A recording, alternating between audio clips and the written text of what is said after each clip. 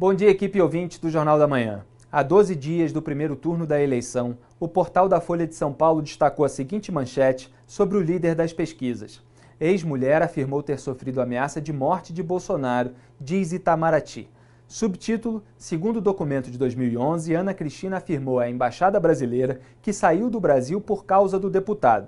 O documento é um telegrama que dizia, aspas, a senhora Ana Cristina Siqueira Vale disse ter deixado o Brasil há 2 anos, em 2009, por ter sido ameaçada de morte pelo pai do menor, Bolsonaro.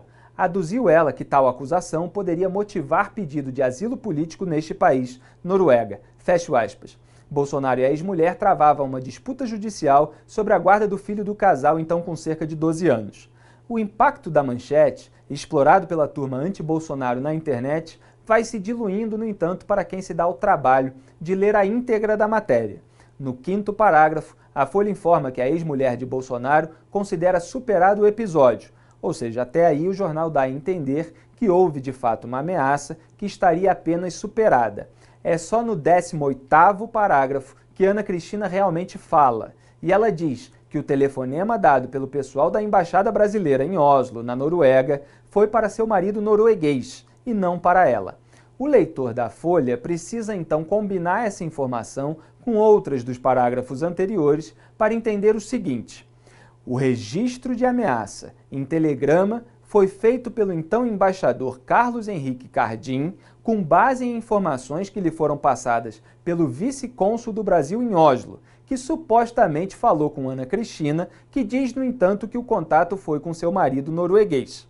No 20º parágrafo, é que finalmente se lê que a ex-mulher de Bolsonaro disse não ter falado com nenhum cônsul ou vice, e que, questionada pela Folha se houve ameaça de morte de Bolsonaro contra ela, respondeu que havia conversado com seu marido norueguês e ele falou que não disse nada disso. Acho que vocês estão pegando pesado falando isso, escreveu ainda Ana Cristina para o jornal pelo celular, obviamente em vão.